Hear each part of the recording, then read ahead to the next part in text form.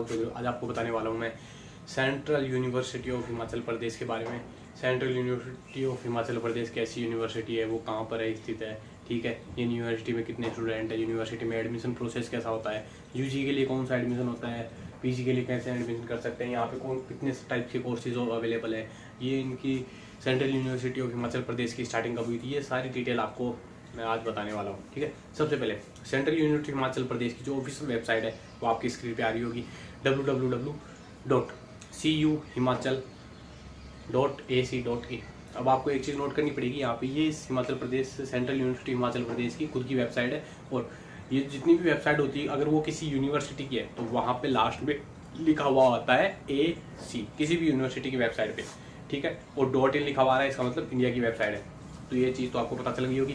इन यहाँ इस यूनिवर्सिटी के जो चांसलर है इस यूनिवर्सिटी के जो चांसलर है उसका नाम है प्रोफेसर हरमोनिंदर सिंह बेदी, प्रोफेसर हरमोनिंदर सिंह बेदी। और वाइस चांसलर है प्रोफेसर सतप्रकाश बंसल, ठीक है। अब और इसके जो विजिटर है यूनिवर्सिटी के, अब ये जैसे कि ये सेंट्रल यूनिवर्सिटी है, जितनी भी सेंट्रल यूनिवर्सिटीज होती है उनके जो विजिटर होते हैं वो सब सेंट्रल यूनिवर्सिटीज़ के जो विजिटर होते हैं वो सारे के सब वो होते हैं prime minister of India. India के जो प्रेसिडेंट होते हैं, प्राइम मिनिस्टर नहीं, इंडिया के जो प्रेसिडेंट होते हैं वो होते हैं विजिटर हर सेंट्रल यूनिवर्सिटी के। भले ही वो सेंट्रल यूनिवर्सिटी ऑफ हिमाचल प्रदेश हो, सेंट्रल यूनिवर्सिटी ऑफ हरियाणा हो, कर्नाटका हो, आंध्र प्रदेश हो, उड़ीसा हो, राजस्थान हो, कोई सी भी सेंट्रल यूनिवर्सिटी की बात कर लीजिए आप, दिल्ली यूनिवर्सिटी हो, जितनी भी सेंट्रल यूनिवर्सिटीज़ है उनके विजिटर होंगे प्रेसिडेंट ऑफ इंडिया। और चांसलर वाइस चांसलर वो वैसे ही चुने जाते हैं, प्रोफेसर बनते हैं यहाँ पे।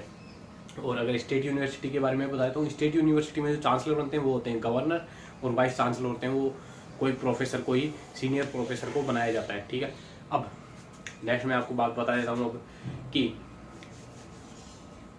ये यूनिवर्सिटी कैसे काम करती है, ये मैंने बता दिया। अब ये यूनिवर्सिटी का ओरिजिन कैसे हुआ, एस्टेब्लिशमेंट इस यूनिवर्सिटी की कैसे की गई। ये यूनिवर्सिटी जो भी है ये 2000 सेंट्रल यूनिवर्सिटी एक्ट 2009 के तहत बनाई गई है। सेंट्रल यूनिवर्सिटी एक्ट 2009 के तहत बहुत सारी यूनिवर्सिटीज़ इंडिया के अंदर इस्टेब्लिश हुई है। ये यूनिवर्सिटीज़ का जो एक्ट आया था ये आया था यूपीए गवर्नमेंट के टाइम पे 2009 के अंदर, जब हमारे देश के प्राइम मिनिस्टर थे मनमोहन सिंह जी, और शायद प्रेसिडेंट थी प्रतिभा पाटिल जी, ठीक है। उस टाइम पे ये एक्ट लाया गया था। ये एक्ट लाने का उद्देश्य ये था, इनका ऑब्जेक्टिव ये था कि हर स्टेट में एक सेंट्रल यूनिवर्सिटी होनी चाहिए, और उस हिसाब से ही एक सेंट्रल यूनिवर्सिटी हिमाचल प्रदेश के अंदर भी इस्टेब्लिश की गई है, ठीक है। अब ये एक्ट बनाया गया था 2000 को पार्लियामेंट के तहत 9 के अंदर। अब ये 25 नंबर की यूनिवर्सिटी है,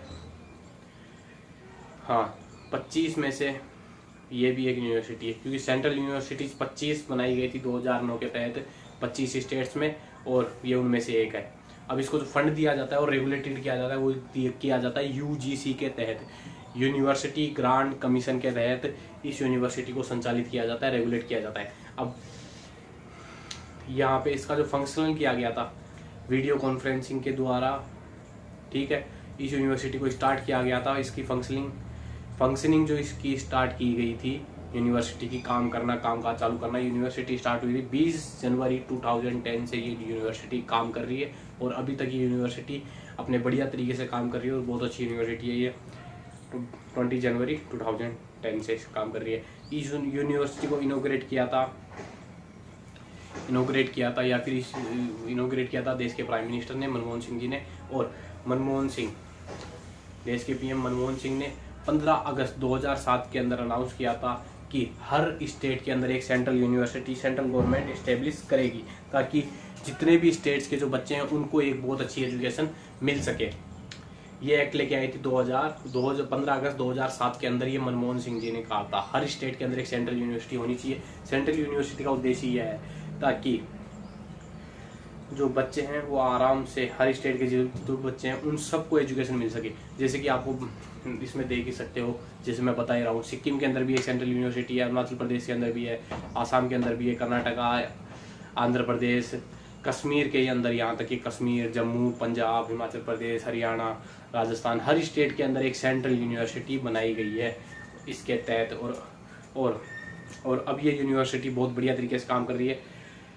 20 मार्च 2009 को इस यूनिवर्सिटी की स्थापना की गई थी, सेंट्रल यूनिवर्सिटी हिमाचल प्रदेश की शुरुआत 20 मार्च 2009 को की गई थी। इसका पूरा नाम जो रखा गया था वो रखा गया है CUHP, central university of Himachal Pradesh, केंद्रीय विश्वविद्यालय हिमाचल प्रदेश। इस जो सेंट्रल यूनिवर्सिटी है इसका नाम रखा गया है, ठीक है। और इसकी जो फीस स्ट्रक्चर है, फीस जो है इसकी काफ़ी लो रखी गई है, ठीक है, ताकि ये अफोर्डेबल रह सके और जितने भी हर लेवल के स्टूडेंट्स हैं उन सबको यहाँ पे एडमिशन आसानी से मिल सके।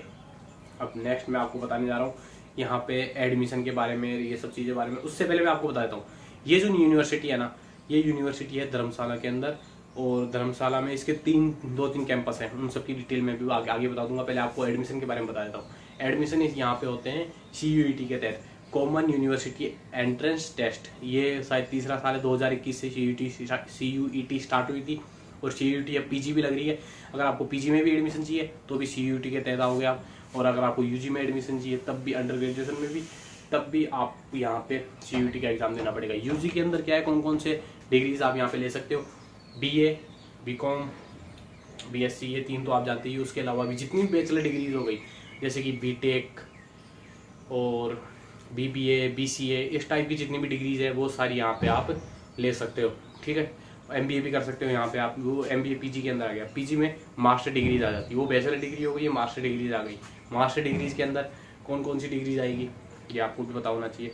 मास्टर डिग्री के अंदर आएगी जैसे कि MA, MSc, MCom, MCA और MBA, MTech, इस टाइप की जितनी भी डिग्रीज आएगी वो सारी की सारी किस में आएगी, मास्टर डिग्री के अंदर, ठीक है। अब इन दोनों के अंदर एडमिशन चाहिए तो आपको फिर CUET की एग्जाम देनी पड़ेगी, फिर एडमिशन लेना पड़ेगा। अब CUET की एग्जाम कब लगती है? CUET की अगर UG की बात करें तो CUET UG की एग्जाम लगती है मार्च के अंदर।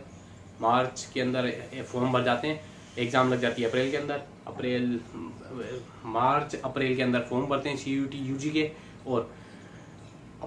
और मार्च अप्रैल के अंदर फॉर्म चलते हैं, और मई के लास्ट तक इसकी एग्जाम लग जाती है। मई के लास्ट तक एग्जाम लगती है तो जून छोड़ के आप जून के लास्ट तक या जुलाई के अंदर इसकी एडमिशन प्रोसेस स्टार्ट हो जाती है UG के लिए, ठीक है। उसके अंदर जो कट ऑफ निकलती है, आपने जो प्रेफरेंस भरी है, आपकी जो कैटेगरी है, उस हिसाब से आपके जितने मार्क्स आए हैं, आप कौन सी डिग्री में लेना चाहते हो, उस हिसाब से आपकी कट ऑफ निकलती है। अगर आपका लिस्ट में नाम आता है, ठीक है, और लिस्ट निकालती है खुद यूनिवर्सिटी की वेबसाइट से जाके आपको सारी डिटेल चेक करनी पड़ती है। काउंसलिंग का फॉर्म भी यहाँ पे आपको यूनिवर्सिटी की वेबसाइट से जाके फिल करना पड़ता है। उसके बाद आपका अगर नंबर आ जाता है तो आपको फिजिकल वेरिफिकेशन के लिए बुलाया जाता है वहाँ पे, ठीक है, जहाँ आप शायद घर से भी आप खुद के डॉक्यूमेंट सेंड कर सकते हो, और वहाँ जाकर फिर आप बाकी डिटेल ले सकते हो, और फिर आपकी क्लासेस स्टार्ट हो जाती है। PG के लिए प्रोसेस अलग है। PG का जो एग्ज़ाम है वो हो जाता है पोस्ट ग्रेजुएशन के लिए, मास्टर डिग्रीज के लिए।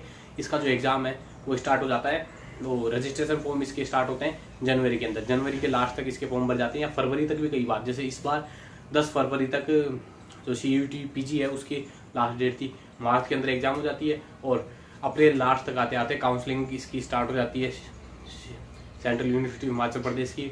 और इस साल तो मई में इसकी काउंसलिंग खत्म हो गई, फिर लिस्ट निकलनी चालू होती है। अगर लिस्ट में आपका नाम आता है, जब तक सीटें फिल नहीं होती जब तक लिस्ट आती रहती है, और जैसे ही आपका लिस्ट के अंदर नाम आ जाता है आपको वहाँ पे बुलाया जाता है, और आपका फिर एडमिशन कंफर्म हो जाता है। फिर आपकी क्लासेस स्टार्ट हो जाती है। नॉर्मली क्लासेस स्टार्ट होती है जुलाई अगस्त से नॉर्मली क्लासेस स्टार्ट होती है इसकी, ठीक है। अब मैं आपको बताने वाला हूँ, अगर आपको यहाँ पे रिजर्वेशन लगाना है ना, तो रिजर्वेशन आपके पास सेंट्रल लिस्ट के अंदर होना चाहिए। जैसे OBC का, SC का, ST का, सबका आपको रिजर्वेशन अगर यहाँ पे हासिल करना है, ठीक है, रिजर्वेशन के फायदे लेने हैं यहाँ पे सीट के अंदर, तो आपको आपका जो कास्ट सर्टिफिकेट बनना चाहिए वो सेंट्रल वाला होना चाहिए, स्टेट वाला यहाँ पे चलेगा नहीं, ठीक है। अब मैं आपको आगे की बात बता देता हूँ, ठीक है। इसके जो कैंपस है जितने भी, वो सारे के सारे कैंपस आपको मैं बता देता हूँ, ठीक है। इसके 3 या 4 कैंपस है, हॉस्टल भी है इसके। अब इसका जो मेन जो हेडक्वार्टर है वो है धर्मशाला में, कांगड़ा में है, मैंने आपको बता ही दिया था, ठीक है। और आपको एक और चीज़ बता दूं, धर्मशाला जो है हिमाचल प्रदेश की समर कैपिटल है, वो विंटर कैपिटल है। विंटर के अंदर शिमला चेंज करके शायद धर्मशाला वहाँ की कैपिटल हो जाती है। जैसे जम्मू कश्मीर के अंदर Jammu winter capital, Srinagar summer capital या परमानेंट कैपिटल श्रीनगर है वहाँ की, ठीक है। ऐसे ही हिमाचल प्रदेश के अंदर विंटर कैपिटल धर्मशाला, नॉर्मल कैपिटल शिमला है। अब परमानेंट जो यहाँ के जो कैंपस है, ठीक है, हेडक्वार्टर धर्मशाला मैंने बता ही दिया। अब यहाँ पे कुछ टेम्पररी कैंपस भी चल रहे हैं, टेम्परेरी कैंपस भी यहाँ पे चल रहे हैं, हॉस्टल भी आपको यहाँ पे मिल जाता है। हॉस्टल के अलावा अब यहाँ के परमानेंट कैंपस है, उसका नाम है ब्यास, देहरा और धर्मशाला। ये 3 यहाँ के परमानेंट कैंपस है। उसके अलावा ये जो यूनिवर्सिटी है इसका भी काम चल रहा है। यूनिवर्सिटी अभी बनना स्टार्ट हो, वैसे बन तो चुकी है यूनिवर्सिटी, पर अभी इसके कैंपसेस और भी ज़्यादा डेवलप हो रहे हैं। ठीक तरीके से यूनिवर्सिटी बनी नहीं है, अभी भी टेम्परेरी रूप से चल रही है, पर फिर भी ये बहुत अच्छी यूनिवर्सिटी है। आपको यहाँ पे थोड़ा बहुत प्लेसमेंट भी कई बार देखने के लिए मिल जाता है, ज़्यादा प्लेसमेंट नहीं है यहाँ पे, पर यहाँ पे जो लेक्चरर है, टीचर है, एनवायरनमेंट है, बहुत बढ़िया है। और यहाँ का जो वेदर है वो सबसे बढ़िया है, पूरे देश में लगभग ऑलमोस्ट सबसे बेस्ट वेदर्स में से एक है यहाँ पे, क्योंकि आपको यहाँ पे बिल्कुल भी परेशानी नहीं होगी वेदर के रूप में। यहाँ ना यहाँ पे ज़्यादा गर्मी पड़ती है, ना इतनी ज़्यादा आपको यहाँ पे ठंड का एहसास होगा। ठीक है, ये बताया मैंने आपको CUHP के बारे में। और कौन सी यूनिवर्सिटी के बारे में आपको डिटेल चाहिए कमेंट करके जरूर बताना। अगर आपको वीडियो अच्छा लगा तो वीडियो को लाइक कर देना। हिमाचल प्रदेश सेंट्रल यूनिवर्सिटी हिमाचल प्रदेश के बारे में अगर आपको और कोई डिटेल चाहिए तो कमेंट करके जरूर बताना। और अगर वीडियो अच्छा लगा हो और आपको और भी इस टाइप की वीडियो चाहिए तो चैनल को सब्सक्राइब जरूर कर लेना। Thank you.